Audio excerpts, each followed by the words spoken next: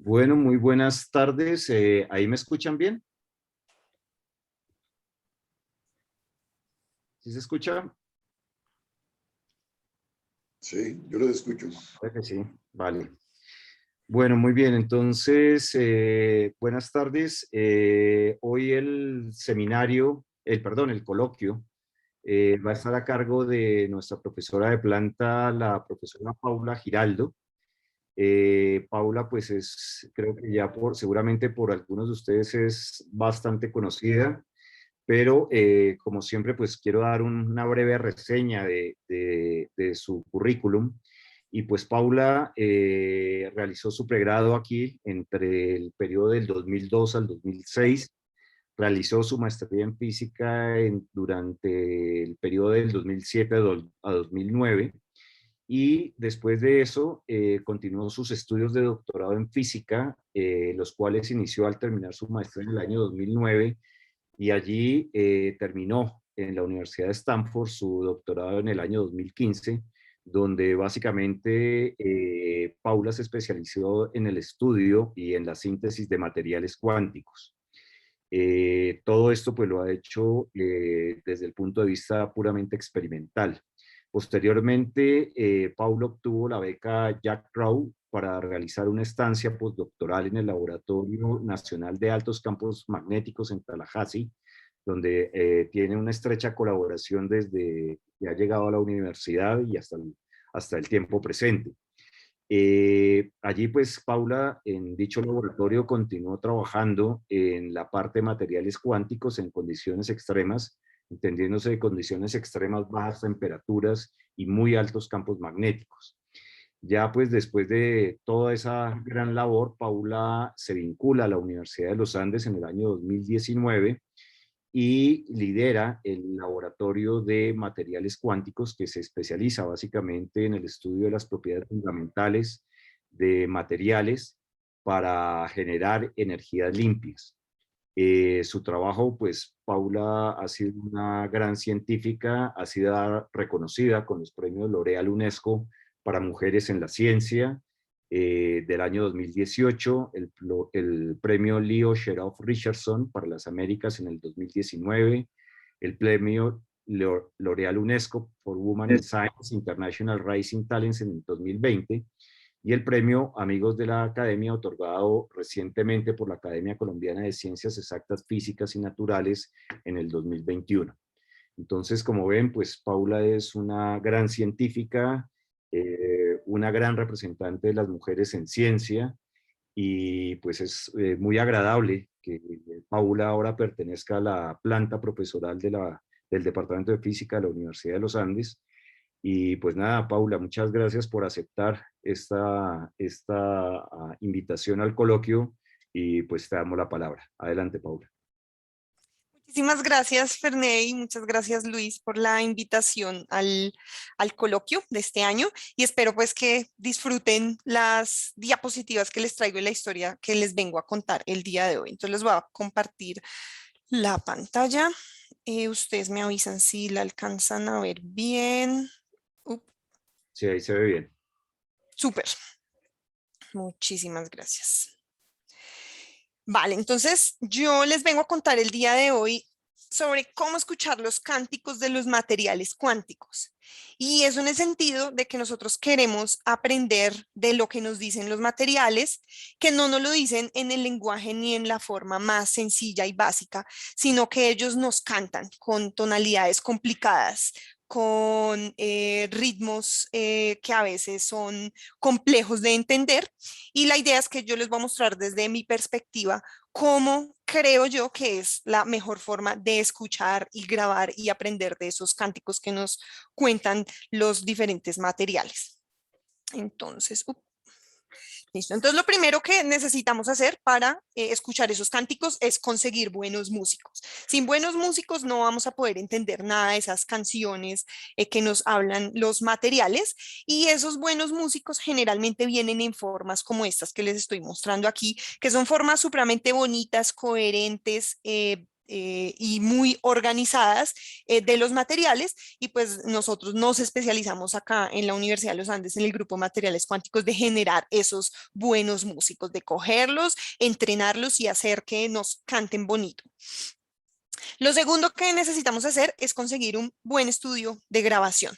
Entonces necesitamos equipos e instrumentos que nos permitan a nosotros grabar y reconocer esas diferentes canciones que nos están dando los materiales, y generalmente esas canciones, las canciones más bonitas, nos las cantan a bajas temperaturas o a diferentes condiciones que les voy a mostrar acá, digamos, algunas de esas técnicas de grabación que nosotros tenemos para grabar a los materiales en diferentes tonalidades en sentido figurativo, en diferentes tonalidades y todas esas diferentes formas que tienen ellos de cantarnos. Pero además de eso, los materiales tienen su propio lenguaje, es decir, no nos cantan en un lenguaje que nosotros podamos conocer.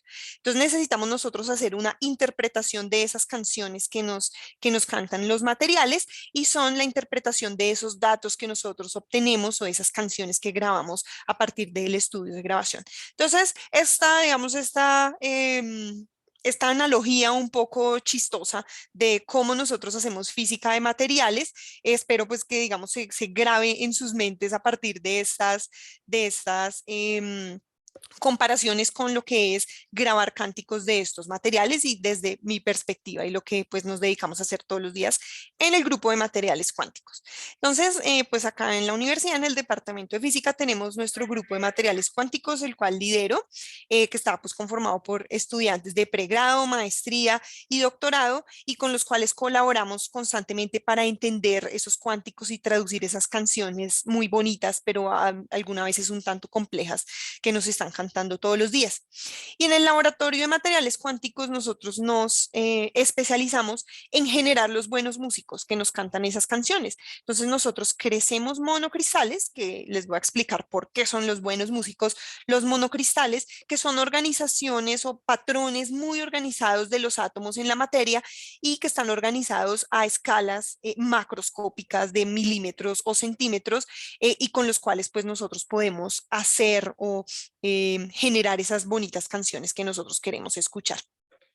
Y además de eso, nos especializamos, acá en la universidad tenemos estudios de grabación chéveres, pero digamos un tanto más básicos, que nos permiten grabar en ciertas tonalidades esas canciones, pero muchas veces accedemos a recursos que están por fuera de la universidad, y que son un poco más especializados, como por ejemplo acá les estoy mostrando el generador de una bobina que genera campos magnéticos de hasta 100 Tesla, que pues no los podemos tener acá en la universidad, y por ende necesitamos acceder a laboratorios nacionales muchísimo más grandes y con mucho más presupuesto, que nos permitan tener ese estudio de grabación súper especializado para esos cánticos de esos materiales.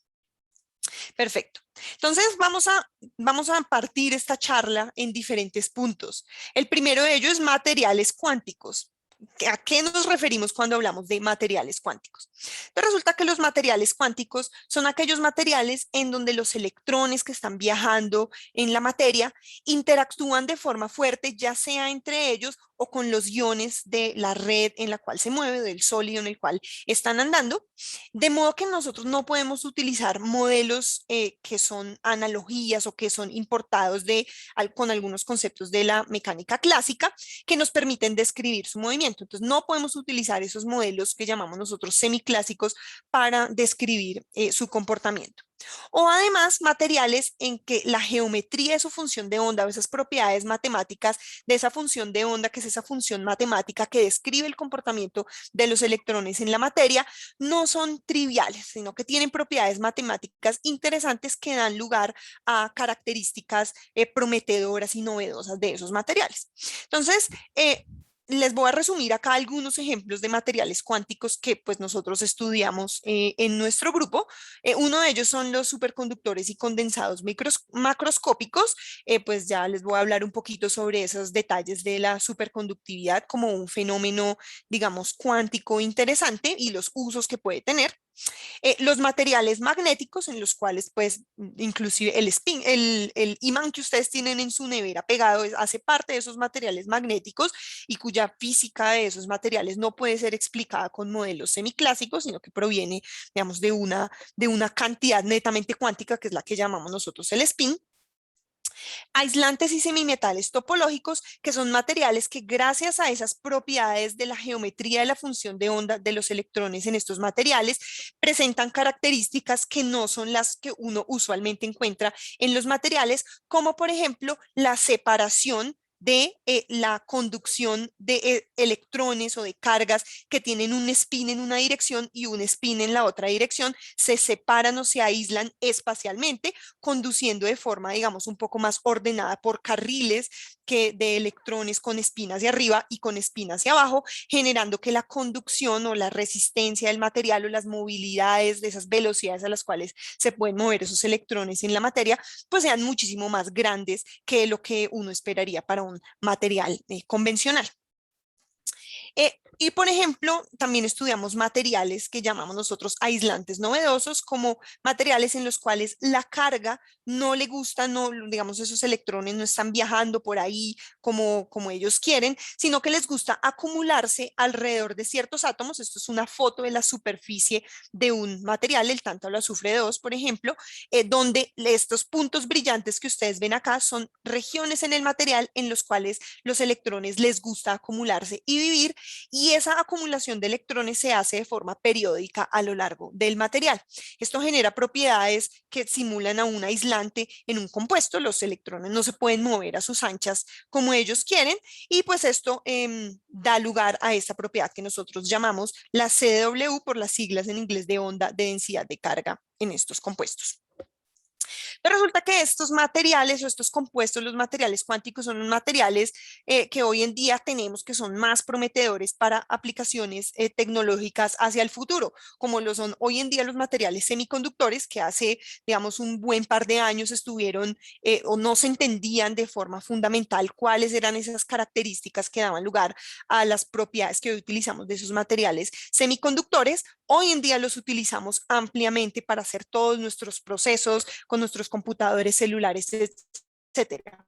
Estos materiales cuánticos son los materiales que van a formar parte de esas tecnologías que ustedes tendrán en el futuro a la palma de su mano.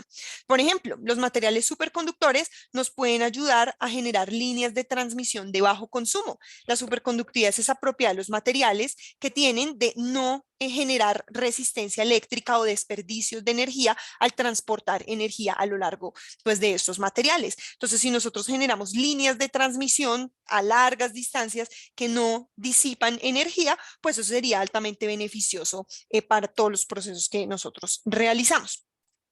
O por ejemplo, los materiales magnéticos hoy en día son ampliamente utilizados para hacer memorias RAM, por ejemplo, en donde la información de los bits en una memoria se guarda como regiones del material cuyos momentos magnéticos están alineados en una dirección y en la otra, y que podemos hacer lectura de esos momentos magnéticos a través de corrientes eléctricas.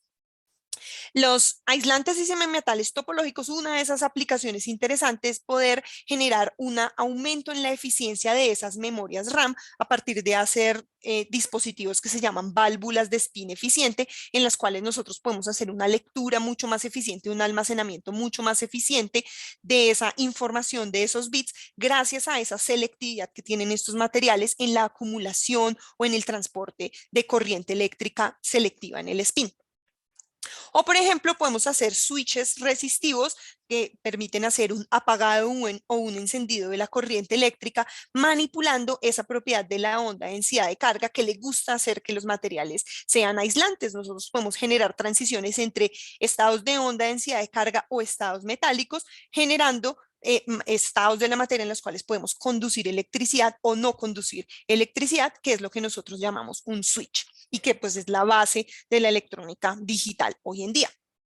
Entonces estos materiales son supremamente prometedores, pero desglosemos un poquito más estas palabras de materiales. Entonces hablemos sobre materiales. ¿Qué es un material? Y para hablar de materiales necesitamos empezar por la estructura más básica de un material, que son los átomos. Entonces nosotros sabemos que en la materia pues tenemos átomos que se componen de un núcleo que tiene pues protones, cargas positivas, y alrededor de ese núcleo tenemos electrones o cargas negativas que están por ahí merodeando ese núcleo atómico.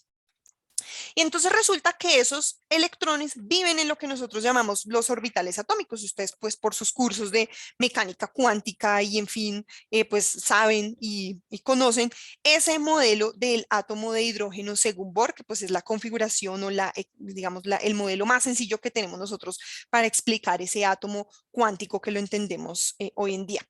Entonces resulta que este átomo según Bohr parte de un principio que se llama el principio de cuantización del momento angular, y es lo que nos define a nosotros los diferentes orbitales atómicos a un nivel, digamos, muy básico y sencillo, diciendo que el momento angular, que es esa multiplicación de la masa por la velocidad por el radio de movimiento de un electrón que está girando alrededor de un núcleo, no puede tomar valores continuos, sino que solamente puede tomar valores múltiplos enteros de nuestra cantidad h bar, la constante de Planck dividida sobre 2pi. Entonces, resulta que este mero principio de la cuantización del momento angular nos genera lo que nosotros llamamos los orbitales atómicos, que van a estar indexados, que van a tener radios atómicos, que van a cumplir esta condición de cuantización con diferentes índices, que son estos índices n, que es nuestro, digamos, nuestro número cuántico que nos define esos radios a los cuales pueden existir los electrones alrededor de un núcleo. Entonces estos radios van a estar dados por n al cuadrado de esta cantidad, que es el radio fundamental, y pues vamos a tener valores enteros de ese número cuántico n. Entonces aquí empieza lo que nosotros llamamos cuántico de los materiales.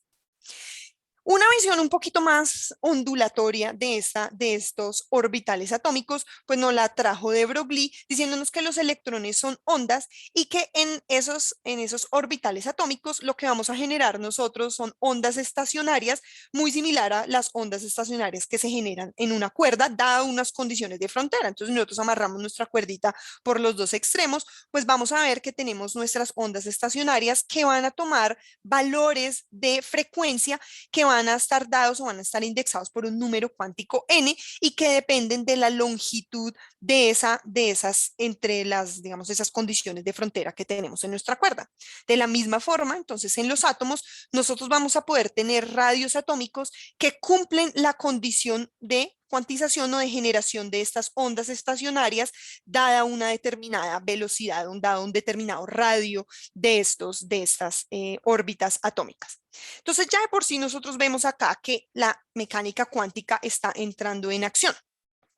Hoy en día nosotros sabemos que pues, nuestro átomo cuántico realmente es una solución de la ecuación de Schrödinger, teniendo en cuenta, digamos, diferentes cantidades que se cuantizan en este problema. Entonces, además de tener nuestro número cuántico n principal, que nos da esos radios atómicos de movimiento de esos electrones alrededor de nuestros átomos, tenemos otros números cuánticos como nuestro número cuántico L o nuestro número cuántico m sub L e inclusive el spin, que van a definir ciertas cantidades que no son continuas, que toman los electrones al estar alrededor de los núcleos. Entonces los orbitales atómicos que tenemos pues toman formas un tantito más complicadas. Digamos en nuestro con nuestro número cuántico 1 pues vamos a tener órbitas atómicas en las cuales vamos a tener una probabilidad o unas densidades de probabilidad que son regiones alrededor del núcleo en las cuales tenemos una alta probabilidad de encontrar electrones alrededor en esas regiones y que van a tener formas altamente anisotrópicas dependiendo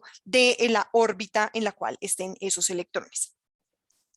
Entonces, listo, ya describimos esos átomos. De por sí ya tenemos algo cuántico en los materiales porque la descripción que nosotros entendemos de los átomos hoy en día es una descripción que cuantiza ciertas cantidades fundamentales en la física. Entonces resulta que esos átomos se unen entre ellos o interactúan entre ellos para formar moléculas. Entonces las moléculas pues son estas uniones de estos átomos que no es más que combinaciones de estos orbitales atómicos que pueden compartir electrones o ceden electrones a orbitales de otros átomos o los absorben. Entonces estas moléculas interactúan entre ellas generando lo que nosotros llamamos enlaces como esas combinaciones de orbitales atómicos. Y resulta que estas moléculas, la energía de interacción de estas moléculas es altamente dependiente de la distancia a la cual nosotros pongamos estas moléculas. Y vamos a tener términos que van a ser repulsivos o atractivos, cuyas magnitudes dependen o dependen fuertemente de la dirección en la que yo las esté acercando y de la naturaleza de esos orbitales atómicos que yo tenga para esas moléculas, que pues proviene de esa naturaleza misma de los orbitales atómicos de los átomos. Y resulta que yo voy a tener, si yo miro acá la energía total de interacción de esas dos moléculas en función de la distancia de separación entre esas dos moléculas, yo voy a tener una distancia que va a ser la distancia mínima o la distancia que va a minimizar esa energía de interacción entre esas dos moléculas, siendo una distancia de equilibrio a la cual pues mi molécula va a existir. Entonces mis dos átomos se van a unir en una molécula que va a tener una distancia fija que va a estar determinada por la naturaleza de esos orbitales atómicos de esos átomos que yo esté acercando. Entonces, después de esas moléculas pasamos nosotros a la descripción de lo que es un sólido. Entonces, si yo cojo esta molécula, supongamos tenemos acá esta unidad fundamental que nosotros llamamos la base y la ponemos en puntos que se repiten periódicamente en el espacio, que son lo que nosotros llamamos la red. Y entonces creamos lo que nosotros llamamos un cristal, que es esa repetición de esas unidades fundamentales o esas moléculas cada cierta distancia en una cierta configuración o arreglo periódico que tiene ciertas propiedades geométricas también. Y esta combinación de esa base y esa red es lo que nosotros llamamos un cristal. Entonces resulta que en la materia nosotros tenemos un arreglo de alrededor de 10 a la 24 de esas moléculas que conforman esa base, que es lo que forma nuestro mundo macroscópico. Entonces nosotros tenemos una mesa, que es cualquier cosa que nosotros vemos por ahí, y esa mesa está conformada por esas 10 a las 24 moléculas, cuya energía de interacción tuvo una mínima distancia a la cual pues es favorable que esas moléculas existieran y que dependen altamente de la naturaleza de esos orbitales atómicos de esa molécula. Entonces, en ese sentido, pues nosotros podríamos decir que todos los materiales son cuánticos. Entonces, tener un grupo de materiales cuánticos, eso no tiene sentido porque todo lo que nos rodea realmente es cuántico. Ese número finito que nosotros tenemos de electrones en diferentes orbitales van a generar moléculas diferentes o átomos diferentes que teniendo una energía mínima para cierta distancia que depende de esas propiedades de esos orbitales, pues es lo que nos va a dar las propiedades de la materia como la firmeza, las propiedades mecánicas, las propiedades eléctricas de los materiales, etcétera. Entonces, materiales cuánticos, ¿qué quiere decir? ¿Por qué le ponemos lo cuántico a los materiales cuánticos si realmente todos los materiales son cuánticos? Entonces ya vamos a verlo en un momentito. Entonces resulta que nosotros podemos coger un ejemplo de un sólido convencional muy común, como por ejemplo la sal. La sal es una combinación de átomos de sodio y átomos de cloro que se organizan periódicamente en el espacio de una forma aproximadamente cúbica, alternándose en todas esas direcciones del espacio, en las tres direcciones del espacio. Y entonces nosotros cogemos eso, pero pues nosotros lo que vemos es esto. Esa es la sal de cocina que nosotros vemos comúnmente. Pero resulta que si yo cojo y hago un zoom a unas pequeñas cantidades de granitos a escalas micrométricas, pues yo voy y tomo una imagen de difracción de electrones en estos pequeños granitos de sal y resulta que yo voy a ver pequeños cubitos o pequeñas entidades que tienen formas cúbicas que se asemejan a esta unidad fundamental, que es lo que nosotros llamamos la celda unitaria de un material. Y entonces esos cubitos resulta que tienen tamaños del orden de 10 micrómetros. Esta celda unitaria o esta celda fundamental que se repite en el espacio tiene unidades de un par de Armstrong. Y entonces resulta que, pues yo cómo puedo tener cosas que midan 10 micrómetros que tengan formas que se asemejen a esto que tiene tamaños de Armstrong. Y esa es el gran secreto de generar buenos cantantes en estos materiales cuánticos. Resulta que si yo genero procesos térmicos lo suficientemente bien controlados y bien pensados, yo puedo hacer que estos granitos de sal, que en nuestra sal de cocina tienen un orden o tienen esas formas de cubitos bien coherentes que son un reflejo de esa celda unitaria del orden de micras, yo puedo generar esos cubitos que son ese reflejo de esa celda unitaria del orden de inclusive centímetros. Y eso es a lo que nos dedicamos nosotros en nuestro grupo. Entonces resulta pues que nosotros no nos interesa tanto la sal o estudiar esas propiedades de la sal, sino que nos interesa estudiar materiales un tanto más complejos. Y esos materiales un tanto más complejos los generamos también en formas de monocristal, cuyas formas macroscópicas del orden de un par de milímetros que contienen 10 a la 23 o 10 a la 24 átomos en ese pedacito de material, pero todos esos átomos están perfectamente bien organizados en el espacio, una de estas entidades al lado de la otra y al lado de la otra hasta el orden de 10 a la 23 de esas unidades organizadas coherentemente en el espacio. De forma que estos pedacitos de acá son un reflejo y son una extrapolación de esa forma coherente que nosotros tenemos en el orden de Armstrong. Entonces resulta que nosotros queremos estudiar materiales de esta forma, formas coherentes de los materiales a escalas macroscópicas, porque estudiar la sal de cocina en estas formas de estos pequeños granitos que están orientados en todas las direcciones, nos promedian una cantidad o una propiedad que nosotros llamamos la anisotropía, que son propiedades o distintas características que tienen los materiales si yo mido esas propiedades a lo largo de diferentes direcciones del espacio. Por ejemplo, si yo lo mido a lo largo de estas uniones de átomos de cloro con átomos de sodio, va a ser diferente que si lo mido, por ejemplo, en la diagonal de este cubo. Y esas propiedades de anisotropía son propiedades fundamentales para entender las características de las interacciones microscópicas que llevan a estados novedosos de la materia. Entonces, queremos estudiar esos cristales bonitos coherentes de estos materiales. Pero esto en general es materiales. Entonces, hablemos un poquito de qué pasa cuando yo junto esos dos átomos. Entonces resulta que yo tengo un átomo aislado, entonces cojamos el caso más sencillo de un protón con un electrón. Y la función de onda que tiene, la función de onda que es esa función matemática que nos cumplen los electrones alrededor de este núcleo atómico, en donde nos dice que esta función de onda es máxima, y eso se traduce en una probabilidad de que un electrón va a tener una probabilidad máxima de existir cerca al centro de este núcleo, en un radio, digamos, muy al centro de este núcleo, y su probabilidad va a decrecer a medida que nosotros nos alejamos de este núcleo atómico. Pero resulta que si yo cojo otro átomo exactamente igual, con el mismo tipo de orbitales para nuestros electrones, donde esos electrones alrededor de ese núcleo tienen exactamente la misma forma de su probabilidad de existir alrededor de este núcleo, pues yo lo que voy a tener es que yo puedo, digamos, clásicamente combinar estas dos funciones de onda. Lo primero que se le ocurre a uno es sumarlas, de modo que yo voy a tener una función de onda total para un electrón que vive alrededor de estos dos núcleos separados una cierta distancia r. Entonces resulta que pues la probabilidad en realidad es el cuadrado de mi función de onda, de modo que yo voy a tener que la probabilidad de que un electrón exista alrededor de estos dos núcleos pues va a ser, digamos, máxima alrededor de las posiciones iniciales de cada uno de esos núcleos, un poquito menor en el centro de los núcleos, pero todavía significativamente, y se va a alejar si yo me voy lejos de esos dos átomos. Pero resulta que la mecánica cuántica nos permite a nosotros hacer combinaciones lineales o diferentes tipos de combinaciones lineales, no solo suma de estas funciones de onda, sino que nosotros en principio también podríamos restar estas funciones de onda.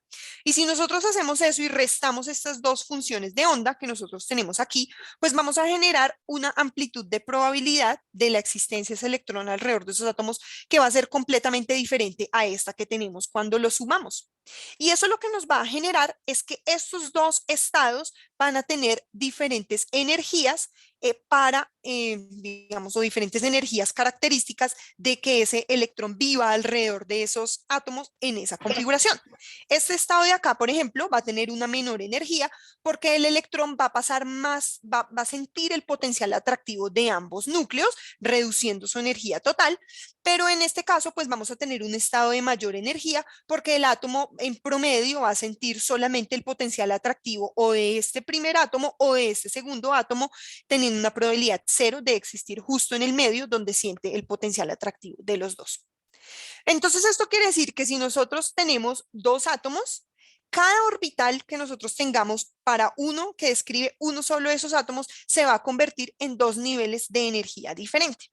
Entonces, si yo tengo y mido esa energía en función de la separación entre los átomos, si están muy lejos, cada nivel energético de mi átomo va a ser, digamos, va a tener un solo valor, pero a medida que yo los junto, cada uno de esos niveles energéticos de mi átomo se va a partir en dos niveles diferentes cuando tengo dos átomos.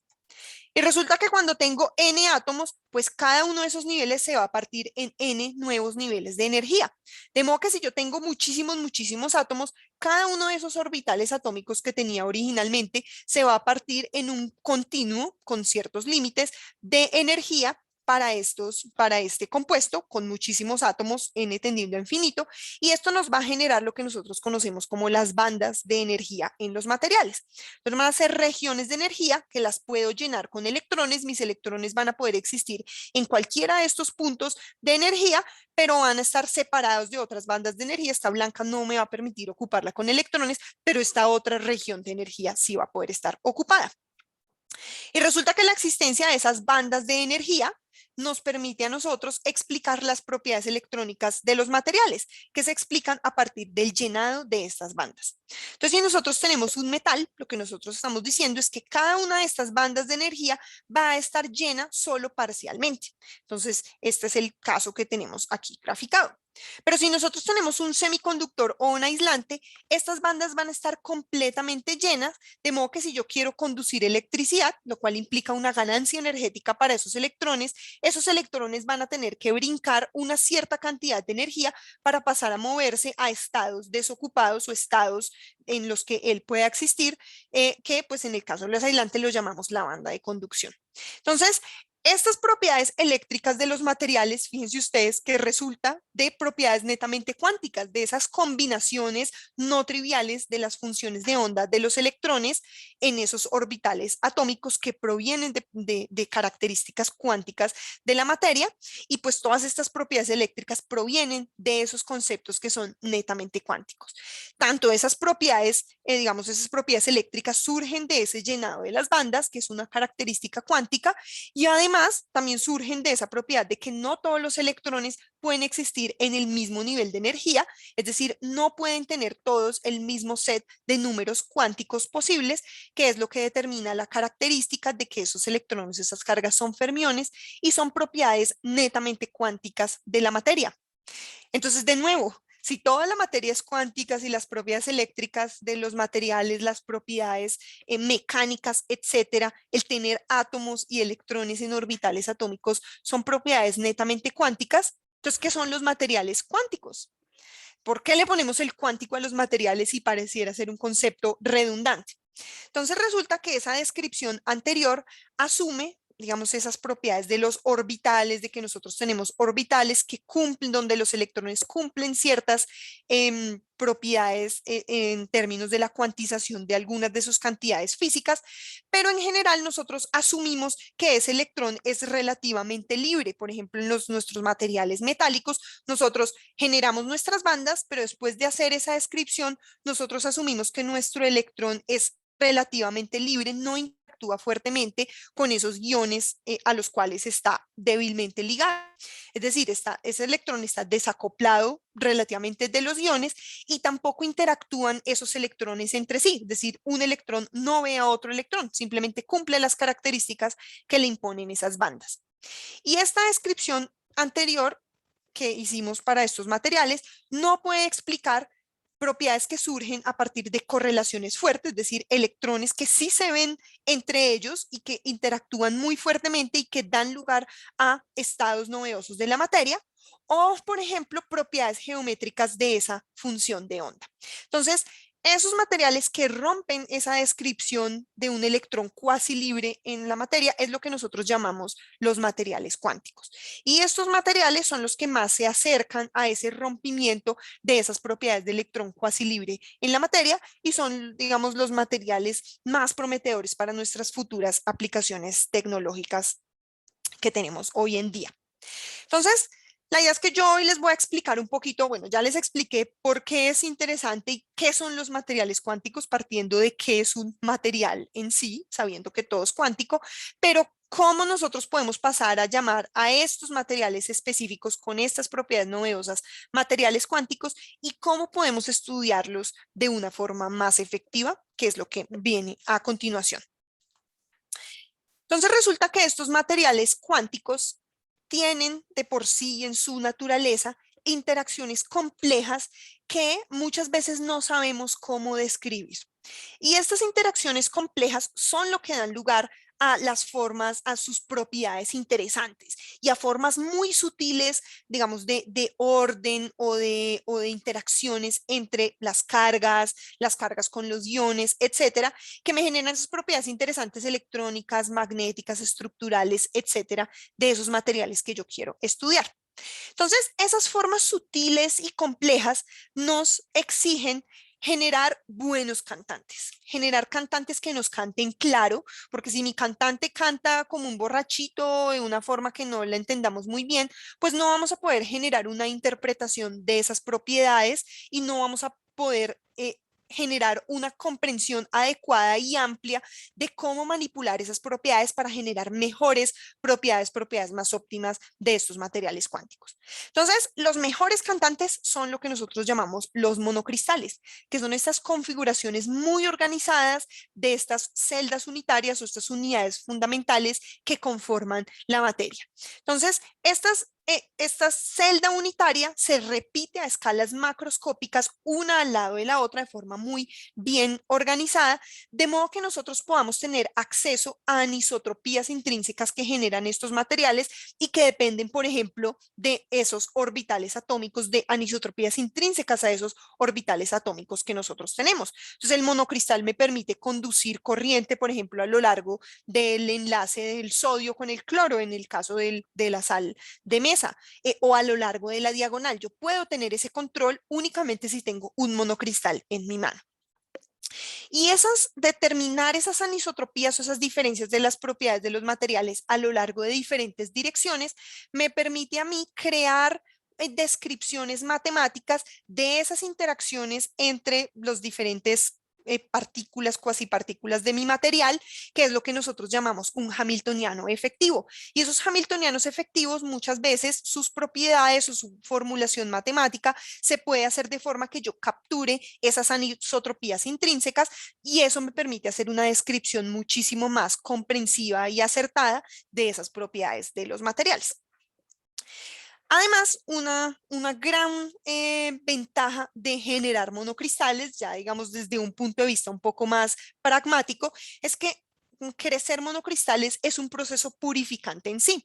Resulta que el crecer o el generar procesos térmicos para hacer que la materia se organice de forma muy estructurada, me permite generar a mí una minimización en desorden, que puede ser de varios tipos en mi material, por ejemplo, desorden estructural o fronteras de grano, en donde yo tengo dos regiones que están orientadas de forma diferente, que es intrínseca a otro tipo de formas de los materiales, o por ejemplo, desorden químico, que yo tenga una región que tiene más sodio y otra región que tiene vacancias de sodio, etcétera. El proceso de crecer monocristales me permite trabajar y optimizar un poco mejor esa estequiometría de los materiales. Y digamos, estos procesos o estas características de acá afectan enormemente la forma en la que se comporta el material. Y además me genera a mí que los señales sutiles que caracterizan a esos estados cuánticos interesantes no las pueda observar de forma experimental de una forma más fácil o identificable. Entonces, los monocristales me permiten a mí identificar esas formas sutiles de transiciones de fase a esos estados interesantes de una forma más efectiva. Entonces, ahora sí, miremos cómo podemos hacer cantar estos materiales. Entonces, los buenos músicos los tenemos en los monocristales. Esos son los que mejor nos van a cantar. Nos toca conseguir un buen estudio de grabación. Entonces, para eso, pues necesitamos generar en ese estudio de grabación, grabar en diferentes tonalidades, es decir, hacer medidas de diferentes tipos de propiedades, por ejemplo, propiedades estructurales o propiedades eléctricas o propiedades ópticas, magnéticas, etcétera. Cada uno de ese tipo de mediciones se especializa en una tonalidad de canto de estos materiales, que al final pues vamos a reunir para crear una visión mucho más específica y acertada de estas canciones que nos cantan los materiales. Y además, pues necesitamos conseguir el traductor porque tienen su propio lenguaje. Por ejemplo, aquí este material me está cantando en términos de oscilaciones de su resistencia eléctrica en función del campo magnético, cuya frecuencia de estas oscilaciones cambian al yo rotar el campo magnético con respecto a direcciones de mi cristal.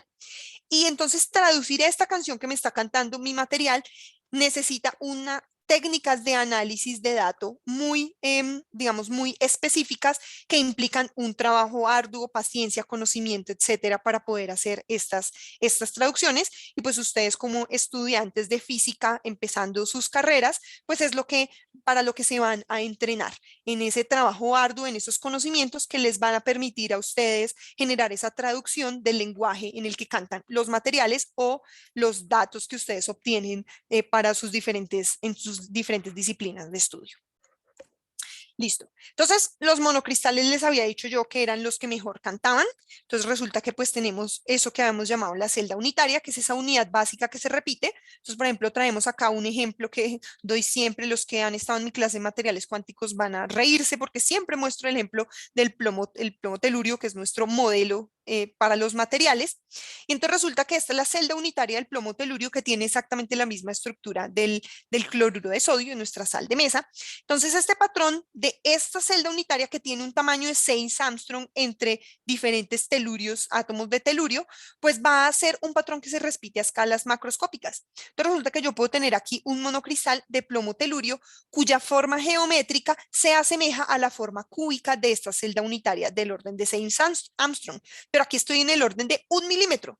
Y resulta que puedo tener caras o cortes a diferentes ángulos que no van a ser cualquier ángulo, sino que nos van a reflejar direcciones de alta simetría de esta red. Entonces resulta que yo puedo coger esos monocristales, aislarlos y estudiarlos de forma individual, con sus bordes, digamos, bonitos, en los cuales a simple vista yo puedo identificar la dirección cristalográfica a lo largo de la cual yo estoy midiendo esas propiedades que me interesan, y de esa forma poder determinar esas anisotropías que son tan importantes para determinar esas interacciones que me llevan a esos estados. Por ejemplo, en una familia de materiales que se llaman los dicalcogenuros de metales de transición, son materiales altamente dos dimensionales en los cuales, por ejemplo, yo puedo aislar esta capa de átomos que está aquí, la puedo aislar de esta capa siguiente y de esta capa siguiente a partir de procesos de exfoliación o de pelar este material, y yo puedo generar monocristales de este material que, si yo lo miro aquí por encimita a lo largo digamos, en la dirección de los planos, yo puedo ver que los átomos se organizan como en una forma hexagonal. Y resulta que los monocristales que crezco tienen exactamente esa forma hexagonal, como un reflejo de esta red cristalina que tiene tamaños del orden de Armstrong también. Entonces, esos son detalles chéveres que nosotros medimos en nuestro laboratorio. Entonces resulta que una vez yo genero mis cantantes chéveres, la mejor forma o la forma más armoniosa de escucharlos es a través de un coro. Entonces yo no solo voy a escuchar a un cantante cantando, sino que yo puedo generarme una mejor idea de cómo se comportan o qué es lo que están pensando esos materiales si yo genero un coro. Y esos coros los generamos nosotros a partir de la generación de lo que llamamos diagramas de fase. Es decir, este es el caso específico, les estoy mostrando acá el caso específico de un material que se llama lantano, cuprato de lantano o lantano cobre oxígeno, en los cuales estos átomos de lantano pueden ser reemplazados con átomos de estroncio, y al reemplazarlo por átomos de estroncio generamos cantantes que cantan en diferentes tonalidades para generar un coro con un sonido bastante armonioso. Entonces, por ejemplo, los cantantes que están acá con un poquito estroncio me generan un canto de los materiales antiferromagnéticos, pero si yo genero un poquito más de estroncio, pongo un poquito más de estroncio, mi material va a pasar a un estado que se llama el estado de pseudo-gap, que es un estado metálico, y eventualmente a bajas temperaturas, eso es un diagrama de temperatura en función de esa cantidad de estroncio, si yo bajo suficientemente la temperatura, ese cantante me va a cantar en un estado de superconductividad. Y este material es uno de los, o pertenece a una de la familia de compuestos que tienen las mayores temperaturas críticas de superconductividad a presiones atmosféricas que podemos encontrar hoy en día. Entonces, generar este coro y generar este diagrama de fase necesita que yo pueda hacer una variación de la estequiometría de mi material, es decir, que yo pueda sustituir átomos por otros, y eso me permite a mí entender, por ejemplo, si yo cambio un poquito la tonalidad, qué otros estados genero, y eso me permite a mí generar un entendimiento sobre la competencia de diferentes interacciones que me generan un estado u otro de la materia. Y eso me permite eventualmente entender cada uno de estos estados y cada una de las tonalidades me permite a mí, por ejemplo, extrapolar información sobre cómo optimizar, por ejemplo, la temperatura crítica de superconductividad de este material, que pues es una de sus propiedades y características más prometedoras. Entonces, nuestros coros lo tenemos, nuestros cantantes nos van a cantar muy armoniosamente en diferentes tonalidades en nuestro coro. Ahora resulta que yo necesito grabar ese coro utilizando diferentes tonalidades para que la cosa suene lo suficientemente armoniosa y crear un conjunto de conocimiento muy bonito y armonioso alrededor de este coro.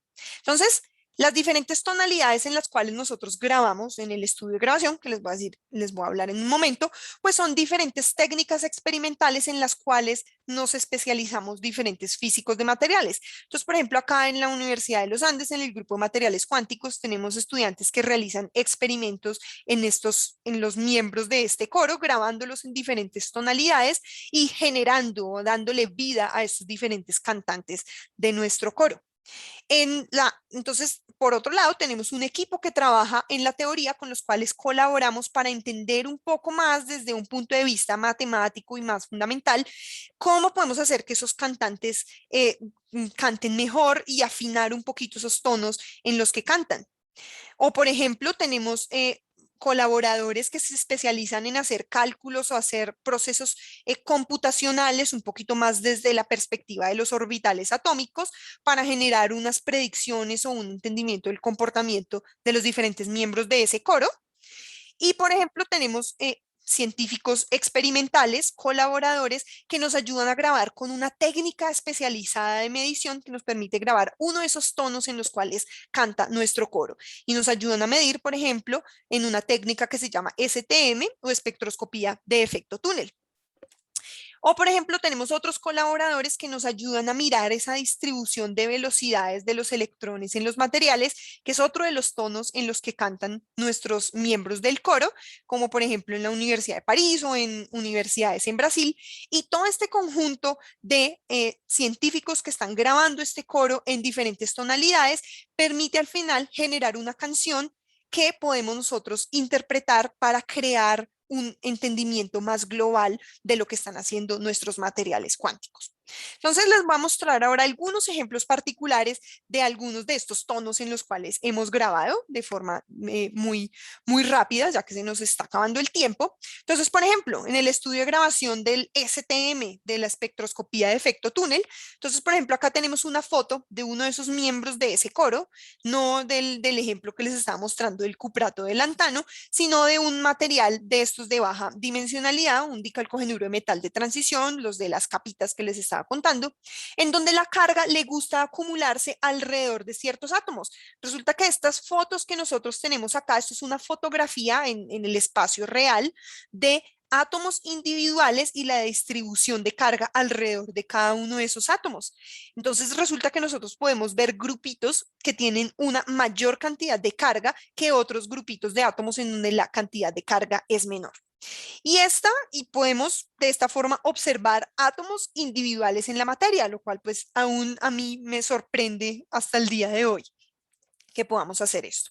Entonces, en esta técnica pues se vale de un efecto netamente cuántico que se llama el efecto túnel, que pues nosotros sabemos que digamos, en una visión un poco más clásica, si nosotros lanzamos un electrón o una pelota a una barrera o a una pared, pues simplemente ese electrón va a chocar y va a devolverse, va a reflejarse, pero si nosotros tenemos una visión un poco más ondulatoria, nosotros sabemos que las ondas al atravesar un obstáculo pueden reflejarse cierta parte de la onda, pero también parte de la intensidad de esa onda puede transmitirse al otro lado de esta barrera.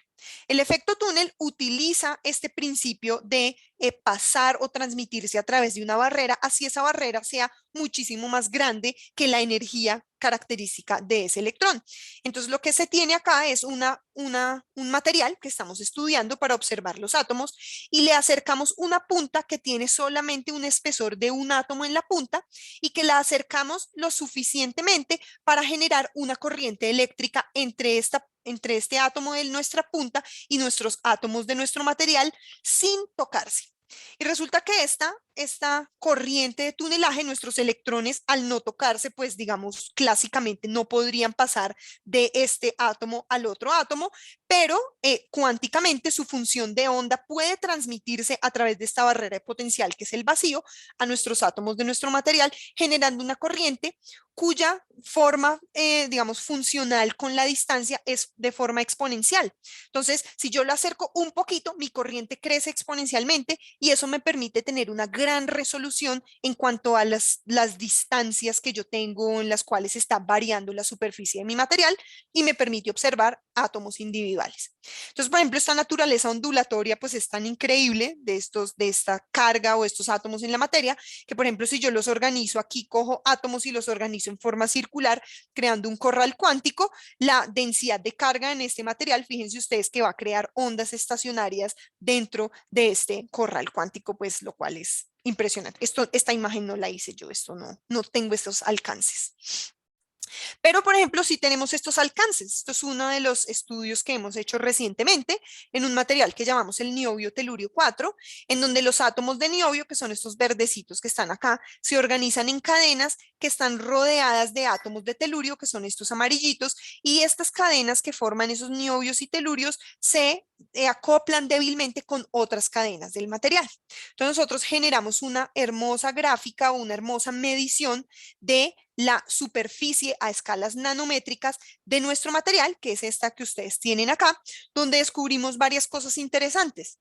Primero, si nosotros hacemos un zoom muy específico aquí a escalas ya del orden de Armstrong, escalas más nanométricas en una región de este material, vemos unas entidades que parecen acá como unos manicitos o unos bananitos que son o están conformadas por 3 átomos de telurio en la superficie. Entonces, estos átomos de telurio forman lo que nosotros llamamos trímeros de telurio, que se organizan de una forma completamente coherente con una cierta periodicidad en el espacio, que forman lo que nosotros llamamos la superestructura de la onda de densidad de carga en este material. Entonces, alrededor de estos 3 átomos de telurio tenemos una gran cantidad de carga, pero en estos espacios intermedios no tenemos carga acumulada en este material. Y resulta que, bueno, además de esta organización muy coherente y periódica, podemos observar otras líneas o otros detalles en estas imágenes que conforman estas líneas que van corriendo a lo largo de grandes distancias, que si hacemos un zoom vamos a observar esto acá.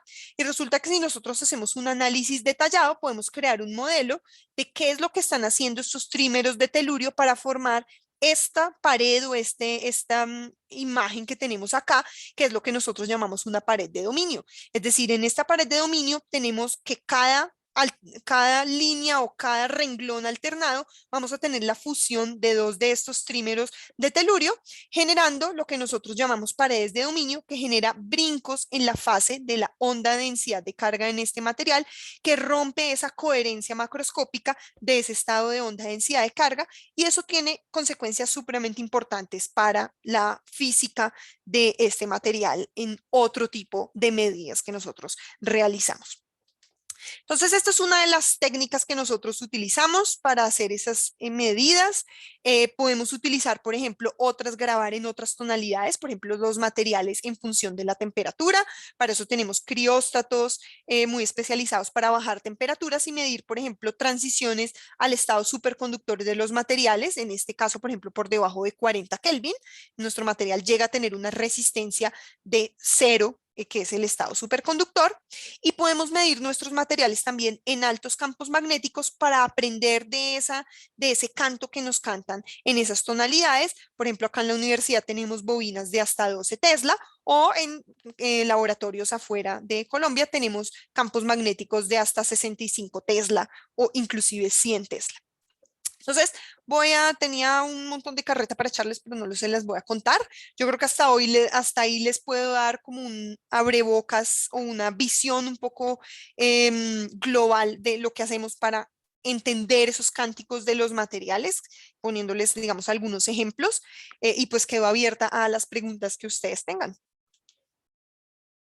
Bueno, Paula, muchas gracias por la charla, muy interesante. Entonces, nada, el coloquio como siempre queda abierto a preguntas, comentarios. Muy bien, Rafael.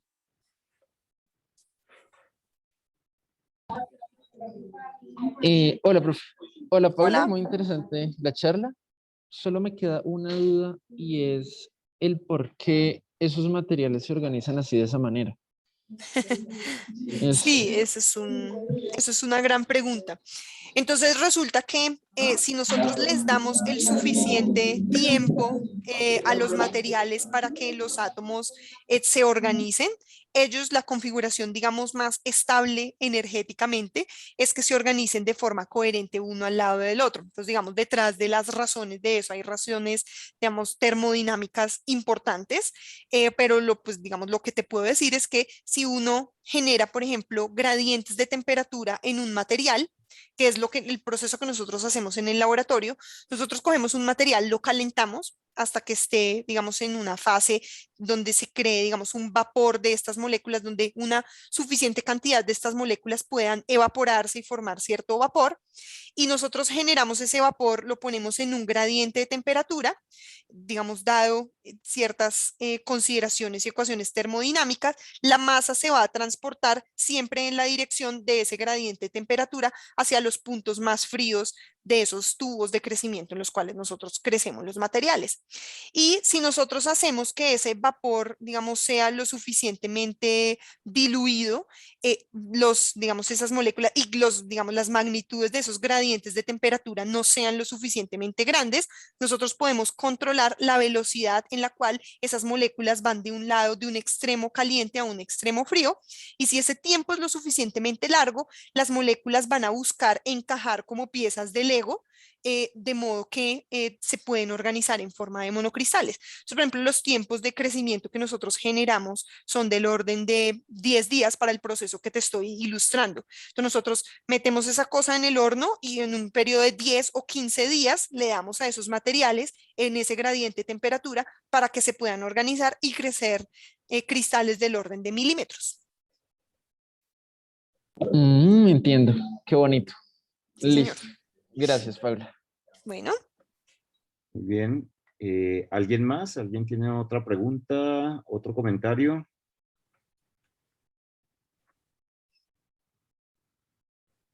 Bueno, mientras ellos piensan sus preguntas y diluyen un poquito la charla, Paula, uno podría, como por formarse un estimado de los campos magnéticos que estás alcanzando allí, en términos del campo magnético de la Tierra, ¿cuántos serían esos campos magnéticos? Uy, millones de veces. El campo magnético terrestre es alrededor de 0,1 militesla, 10 a la menos 4 tesla. Nosotros estamos generando campos magnéticos del orden de 100 tesla, entonces son millones de veces más grandes que los campos magnéticos terrestres. Ok. Sí. Sergio. Gracias Paula por la charla, en verdad muy interesante. Yo quería preguntarte, pues más o menos lo que estabas diciendo, como pedirte que nos explicaras un poquito cuáles son esas técnicas que usas para crecer esos monocristales, cómo los preparas. Ok. Entonces, hay una gran diversidad de técnicas. Las que utilizamos nosotros en el laboratorio son principalmente una que se llama técnica de flujo y otra que se llama transporte de vapor. Entonces, el transporte de vapor es el que les estaba ilustrando, en el cual uno calienta el material a cierta temperatura, de modo que se genere un cierto vapor de nuestro material. No se vaporiza absolutamente todo el material, pero se genera, digamos, una temperatura en la cual tenemos cierta cantidad de vapor que podemos transportarlo a lo largo de un un gradiente de temperatura. Entonces esa técnica es muy común. Generalmente nos ayudamos nosotros utilizando unas moléculas. Entonces nosotros, pues todos estos procesos tenemos que hacerlos al vacío. Nosotros cogemos nuestro material, los encapsulamos en unas ampolletas de cuarzo al vacío, que pues digamos, eso tiene toda su ciencia, hacer ese proceso. Y entonces en esas ampolletas al vacío, generalmente algunos materiales generan una suficiente presión de vapor y una suficiente rapidez o concentración para transportarse en ese gradiente, pero hay otros que toca darles un empujoncito. Entonces utilizamos moléculas que se llaman moléculas transportadoras, que tienen una química ideal, de modo que ellas puedan como agarrar de alguna forma, cogen las moléculas de mi material y son moléculas que son relativamente volátiles, entonces cogen a mi material y lo arrastran hasta el otro extremo del tubo. Entonces, por eso las llamamos transportadoras. Son generalmente, por ejemplo, moléculas de yodo. Nosotros utilizamos en el laboratorio yodo. Hay otras un poco más extremas, como por ejemplo el bromo, pero trabajar con bromo es una pesadilla, entonces Es no lo peligroso. hacemos, es peligroso. Entonces utilizamos generalmente yodo. Y pues eso es una de las técnicas. Otra técnica la llamamos la técnica de flujo, en las cuales tú coges un material, tú mezclas dos compuestos, por ejemplo, telurio y niobio, ¿sí? Los mezclas, los polvitos elementales, los llevas a una cierta temperatura y resulta que esa mezcla por encima de cierta temperatura se va a convertir en líquido. Ese líquido me va a permitir hacer una mezcla de esos dos compuestos de forma muy homogénea, y al enfriar la temperatura, si yo bajo por debajo de cierta temperatura, mi material se va a separar en una fase sólida y una fase líquida. Esa fase líquida que queda la llamamos el flujo, y la fase sólida, pues nosotros debemos trabajar en ciertas proporciones estequiométricas para pegarle, digamos, darle con el chiste de la fase de la química o la estequiometría de la fase sólida que queremos crear. Entonces, por ejemplo, en el laboratorio crecemos niobio telurio 4. Entonces, el niobio telurio 4, mi mezcla de niobio y telurio se divide en niobio telurio 4 sólido y y telurio líquido, perdón, y esas moléculas de niobio telurio empiezan a buscarse entre ellas y empiezan a nuclear y a formar esos monocristales, formando esa fase sólida o esos cristales muy bien organizados que están nadando en un ambiente líquido. Entonces, eventualmente lo que hacemos es separar esos cristales sólidos del ambiente líquido, centrifugando a altas temperaturas para extraer los monocristales, que son los que nos interesan. Entonces, son dos de las técnicas principales que utilizamos para crecerlos. Ah, No, yo no puedo excelente. quemar. Muchas gracias, Paula. Muy claro. Bueno, Y Sergio. solo una última duda pequeña, y es, pues estas propiedades que nos comentabas como de aislantes topológicos y esas cosas, eso se manifiesta, digamos, en materiales así no sean tan perfectos como tú los preparas, o sea, digamos, con imperfecciones, con límites de grano y esas cosas, también se manifiestan esas propiedades, aun cuando el cristal no es tan perfecto. Sergio, sí, imagínate que esos materiales topológicos son lo último en Guaracha para uno estudiar materiales, porque esas propiedades de selectividad en el spin no solo hacen que los electrones con un spin conduzcan en una dirección y los otros en la otra dirección, lo cual minimiza un montón procesos de scattering o de choques que se generan, digamos, aleatorios entre los electrones. Entonces eso me aumenta como la movilidad de mis electrones, la velocidad con los que pueden viajar en el material, que pues es, digamos, altamente deseable para procesos de electrónica, sino que además a esos electrones, al encontrar una impureza, digamos, no, como les queda imposible tener su spin y voltear en la otra dirección, lo que ellos hacen, o los que es energéticamente más favorable, es coger, ver la impureza y rodear la impureza y seguir su camino. Entonces eso también reduce un montón el scattering electrónico en esos materiales, y generando que inclusive materiales que tienen un nivel de impurezas relativamente alto puedan ser observadas en velocidades electrónicas muy elevadas en esos compuestos. Wow, impresionante. Muchas gracias, Paula. Bueno, Sergio. Muy bien. Carlos Alberto. Hola Paula, muy chévere Hola, charla, Carlos. de verdad. Gracias. Una pregunta es, ¿cómo logras unas temperaturas tan absurdamente bajas en tu laboratorio? Eso, en primer lugar. Y segundo es, si tú ves como algunas aplicaciones en donde en algún momento veas como viable tener esas cosas como que llaman superconductores calientes y esas cosas así. Sí, Carlos, son muy interesantes tus preguntas. Entonces, las temperaturas bajas, digamos, hay varios niveles de temperaturas bajas. Por ejemplo, si uno quiere estudiar superconductores de alta temperatura crítica, relacionado a tu segunda pregunta, que son superconductores en donde no tenemos que enfriarlos tanto, tanto para que entren a ese estado de superconductividad. Entonces, hoy en día, por ejemplo, tenemos superconductores que a 160 Kelvin son superconductores a presiones atmosféricas. Entonces, por ejemplo, si nosotros utilizamos 70 Kelvin, es suficiente para observar el estado superconductor y, por ejemplo, podemos utilizar nitrógeno líquido, que es un líquido que está a 77 Kelvin, que lo producimos acá en la universidad, es relativamente fácil, lo podemos coger del aire, entonces el nitrógeno, pues lo separamos del oxígeno del aire, lo licuamos y lo convertimos en líquido, entonces podemos enfriar cosas a esa temperatura. Pero si uno quiere estudiar cosas a más bajas temperaturas, necesita utilizar helio líquido, es digamos el líquido criogénico más común, que está a una temperatura de alrededor de 4 Kelvin. El helio es más complicado de manejar porque pues el helio no es un bien, digamos, renovable. No podemos, hay minas de helio donde sale el helio porque el helio se escapa, al ser una molécula tan ligera, pues supera fácilmente la velocidad de escape de la Tierra. Entonces no es un elemento abundante en la Tierra, se consigue en minas porque ha estado protegido, digamos, por alguna cavidad o algo. Y es súper costoso. Pero acá en la universidad nosotros tenemos un licuefactor de helio, entonces compramos el helio gas y le hacemos un proceso térmico para enfriarlo a 4.2 Kelvin y eso es lo que utilizamos para enfriar a esas temperaturas. Si tú quieres enfriar por debajo de 4.2 Kelvin, puedes hacerlo con helio, con ese helio líquido, pero reduciendo su presión. Entonces, si tú reduces la presión lo suficiente, puedes llegar inclusive a un Kelvin por debajo, un poquito por debajo de un Kelvin. Acá en la universidad llegamos a 1.3 Kelvin. Entonces podemos llegar a esta temperatura. Y ya si uno quiere más por debajo, le toca utilizar mezcla de helio 4, que es, digamos, el isótopo más común del helio, y helio 3, que es un isótopo menos común y 100 veces más caro que el helio 4. Y entonces uno puede utilizar un proceso de mezcla entre esos dos gases para bajar a una temperatura de hasta 10 milikelvin. Y ya por debajo de eso, pues ya es otra historia. Y bueno, y los superconductores de temperatura caliente, dices tú. Entonces, hoy en día no hay un superconductor a temperatura ambiente y a presión atmosférica, pero sí tenemos superconductores, que era algo que la comunidad científica o muchas personas dudaban que se podía generar, que era tener superconductores a temperatura ambiente, pero necesitamos someterlos a presiones muy cercanas a las del centro de la Tierra, entonces a muchos gigapascales de presión para poder que generen ese estado de la superconductividad.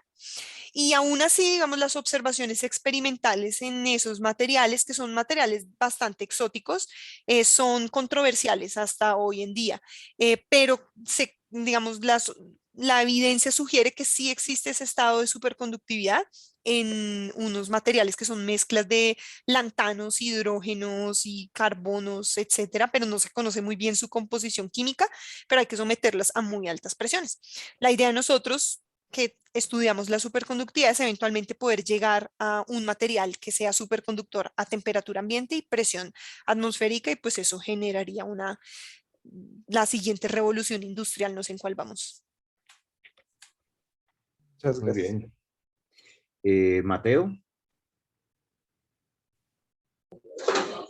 Hola Paula, te quería Hola, Mateo. preguntar qué dispositivos te ha tocado enseñar o construir para poder realizar tus mediciones y tus experimentos o fabricar los materiales que hacen.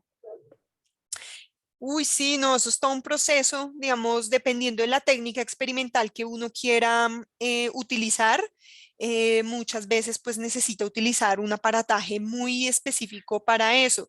Entonces, una parte pues uno los compra, por ejemplo, los crióstatos que necesitamos para enfriar, pues necesitan una tecnología un poco más avanzada de fabricación, entonces pues eso los compramos directamente del fabricante, pero otras técnicas experimentales mucho más digamos, especializadas, no tan complejas de implementar, las realizamos en el laboratorio. Entonces, por ejemplo, nosotros hemos construido cañas o, digamos, sistemas, experimentos que miden, por ejemplo, la susceptibilidad magnética, cinética de los materiales.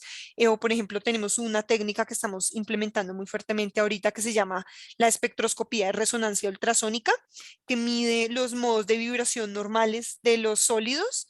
Entonces nos miden esas frecuencias de resonancia y eso nos permite obtener información directa sobre una cantidad termodinámica que se llaman las constantes elásticas. Entonces eso nos medir cómo evolucionan los valores de esas constantes elásticas a través de transiciones de fase, nos permite decir cosas importantes sobre esas interacciones que conllevan a esos estados interesantes.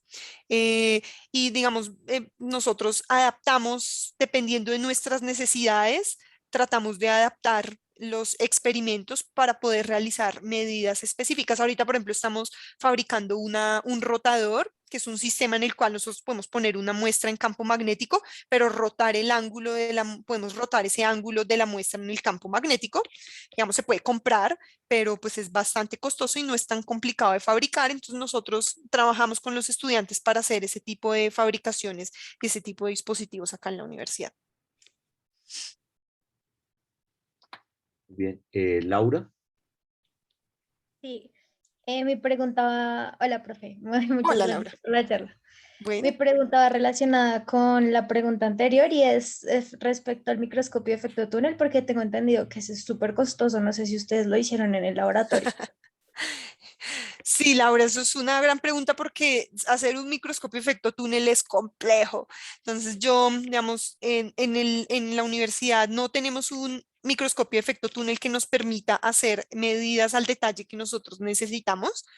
Entonces nos valemos de colaboraciones con otros investigadores que tienen STMs muy nave espacial para nosotros poder hacer las medidas con la calidad que nosotros deseamos y colaboramos con ellos, digamos, para acceder a esos equipos y poder realizar las mediciones.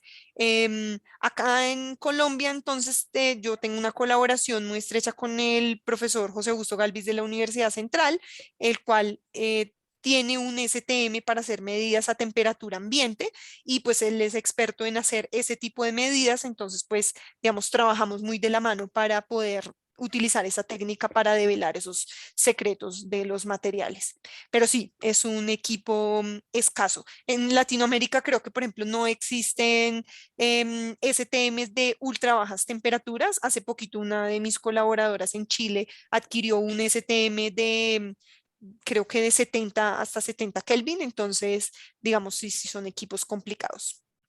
Esas medidas que les mostré ahorita eran a 1.5 Kelvin, entonces pues digamos son equipos más complejos, pero pues gracias a nuestras colaboraciones podemos acceder a ese tipo de instrumentos.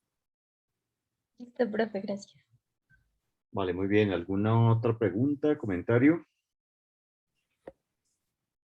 Vale, perfecto.